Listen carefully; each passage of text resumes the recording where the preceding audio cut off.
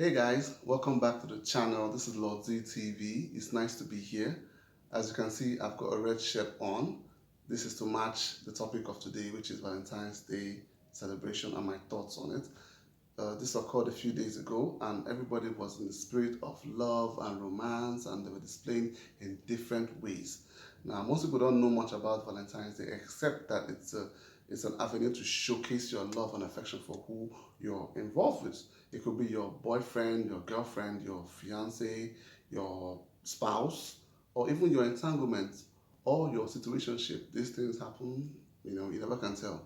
But regardless, lots of them don't know the history and the journey it has taken from back in the Middle Ages to where it is right now.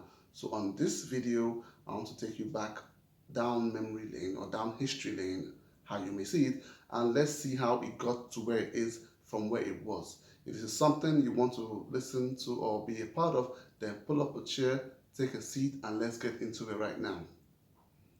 Before we get into the video, if you were a first-time viewer, thank you for being here. Like the video, share, drop a comment if you feel the need to. If you're a returning viewer, thank you so much for being here. I appreciate you. You know how we do here: media, lifestyle, and fun all day, every day, baby. Let's get into it. Valentine's Day, on the 14th of February every year, people around the world take to different means to show their loved ones how much they care, how much they mean to them, and how much they love them. In most cases, it's a hit, most times it's a miss. Depends on where you find yourself. But then this is about my view on the whole all the fuss around Valentine's Day. I mean, it's so much, and most people don't even get where it came from. So let me take you back down a little bit down history lane. Let's take it back to where it all started from. In the 3rd century, a Roman emperor, Claudius II, outlawed marriage between young men because he figured single men made for better soldiers than married men with wives and kids back home. So he just outlawed marriage. You couldn't marry. A young priest named Valentine found the decree very unfair and cruel, so he decided to marry these soldiers in secret. So he was performing marriage rites for them without the emperor's knowledge. He defied the emperor and did his thing. So when eventually he was caught, he was arrested and thrown in jail. A different priest called Valentine was helping Christians in prison, where they were being treated roughly or wrongly, tortured and maltreated. He was helping them to escape. Now, when he was caught, he was thrown in jail as well. He fell in love with the daughter of one of his captors, one of the guys that imprisoned him. And then, she was coming to visit him and do stuff for him, and they fell in love, long and short. So before his death, he sent her a letter, and he signed it, "Yours, Valentine." Okay, now, ultimately, both of them were beheaded or killed on February 14th. While it is assumed that Valentine's Day was put on February 14th because of these priests who were killed on this same day, another school of thought has it that Valentine's Day was an attempt to Christianize an ancient pagan Roman festival called Lupercalia. And what is Lupercalia, you might ask? Well, celebrated in the middle of February, Lupercalia was a fertility festival dedicated to Faunus, the Roman god of agriculture. It was also dedicated to the founders of Rome, that is Romulus and Remus. If you don't know about them, you should read up on them. There's a pretty interesting history between these guys. I mean, it's a badass story. It's about the twins who were abandoned by their parents, and they were dumped in a river, and they were raised by a she-wolf. You can imagine. Then they founded the city. So they are technically the founders of Rome. There is TV series, there's movies, and there's even documentary literature about them. You should read up on them. They're pretty cool. So anyways, back to the festival. So the festival starts off with a group of priests known as the Luperci, who gather at the cave where Romulus and Remus were taken care of by the she-wolf, or the Lupa, as you have it. So they sacrificed a goat for fertility and a dog for purification. And when they're done with this, they peel off the skin of the goats and weave it into like a whip, something like a whip, yeah. Then they dip the whip in the blood and gently slap the women with this blood offering. And while they do that, they also sprinkle the blood on the crops in the field. this to improve the harvest. Now the women didn't mind because the blood was believed to make them more fertile as the years go, as the coming year comes, they get more fertile. They can reproduce more. Then at the in the middle of the day, the women write their names down and put it in a huge urn in the middle of the town. Then the men, they come to the village and they pick a name at random. Whoever you pick, it becomes you get paired for like the year.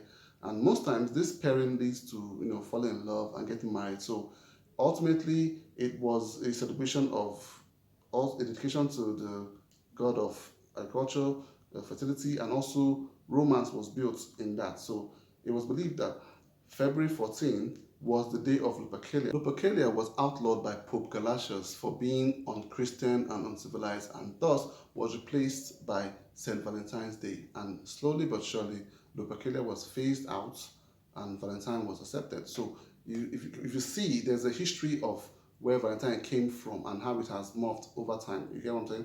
From the priests who were beheaded to acts of love and selfless humility, and then the pairing of people and all merged into one whole. So that's why 14th of February was allegedly set as a day to celebrate love between people and all that. There are several accounts of how Valentine's Day got to become the day of romance, but either way you look at it, there's always a sense of selfless love.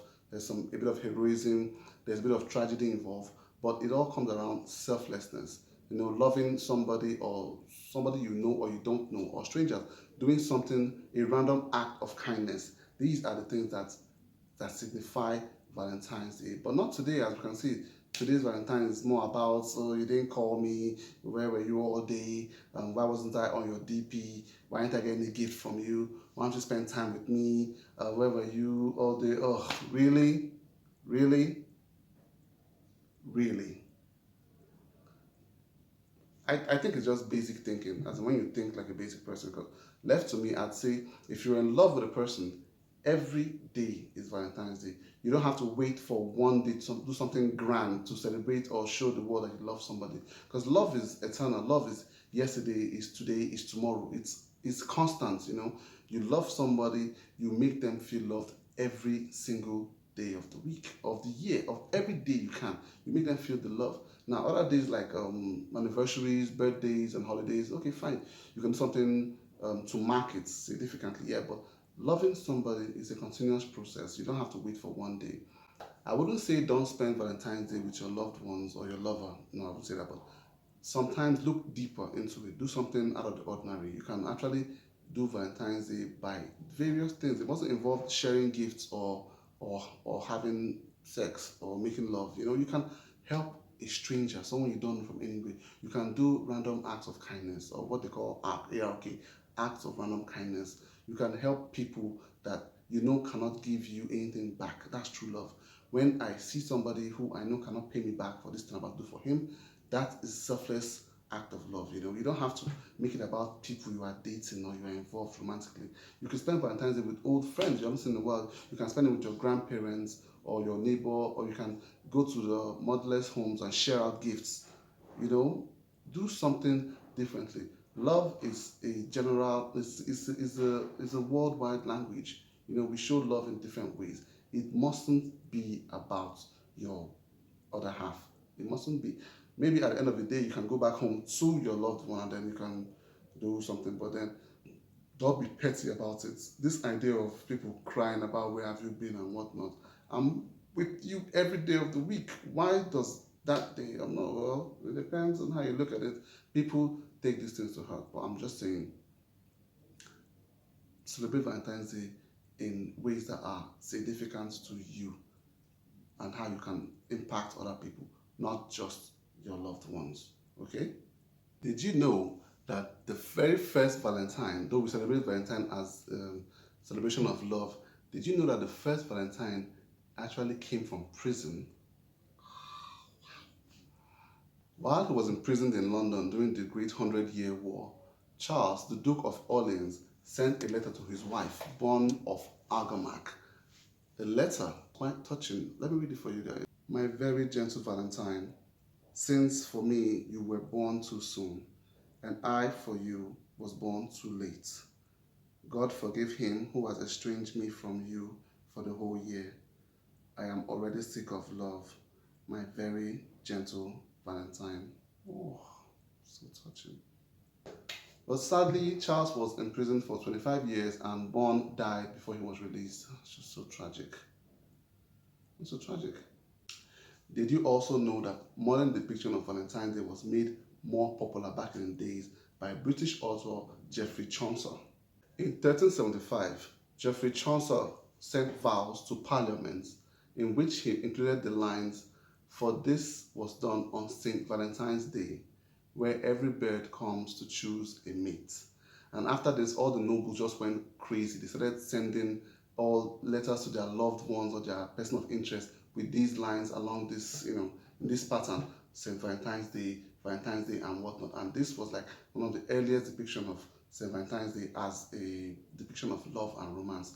When from that point on, it became really popular among everybody else. Did you also know that people used to receive Valentine vinegar for those that they hated? No jokes, man. They had people who call out their liars, cheaters, alcoholics, and unfaithful lovers and send them vinegar for Valentine. Mostly done anonymously, but still you get a bunch of vinegar. Talk about trolling back in the day. People send you stuff because they don't like you. Some they didn't like your face, or they didn't like your body, they didn't like your intelligence, a bunch of stuff. So it wasn't all fun and games on Valentine's Day. There were people that actually use it as an avenue to send messages to those they didn't like. So just so you know. So like we do on this channel most times, we like to leave you with some knowledge. So I like to tell you that there are some countries who do not celebrate Valentine's Day, and if you do, you can be jailed or punished for it. Countries like Indonesia, Pakistan, Malaysia, India, Saudi Arabia, and most cases have been documented. Most of these countries believe that Valentine's Day is a Christian holiday. It's not Islamic or Islam oriented, and it was an excuse for people to drink alcohol and engage in premarital sex, which was against Islamic faith. I mean, in Indonesia, even selling a Valentine gift can get you publicly whipped. Like they will bring you out and flog you in public just for selling the gift. Is that serious? In 2011, Malaysian police carried raids out on Valentine's Day and they arrested 18 Muslims for being in the same room with people they were not married to. Yeesh. Can you believe that? In Saudi Arabia, 5 men were discovered dancing with 6 women they were not related to, and they were arrested and put in jail. In 2014, they were sentenced to a combined time of 39 years in jail. Can you believe that?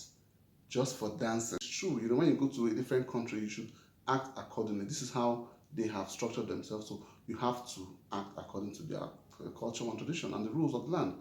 Also in India, they have even put out a movement to cancel Valentine's Day as a day of romance, to celebrate family instead. So you celebrate family and the unit of family than a couple.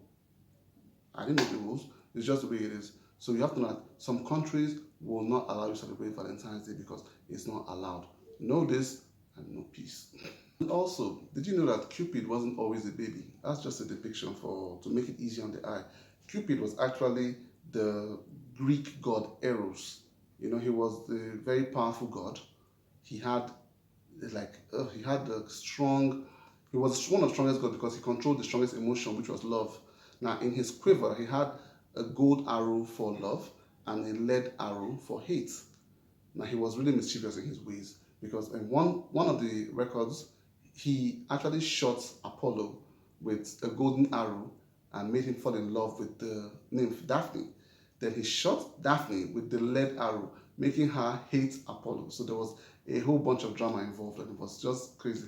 So because of this, his mischievous behavior and other factors, he was seen as a naughty child, and then he just felt a bit more applicable to see him as a baby, just being childish and being naughty. So that's where the baby came from. Cupid was a man, as he was a full strapping young, how the gods are back in the day, they were really like fit and all. But they had to tone him down to make him more easy on the eye in account of his behavior and his character. So that's that. And now we have come to the end of this video.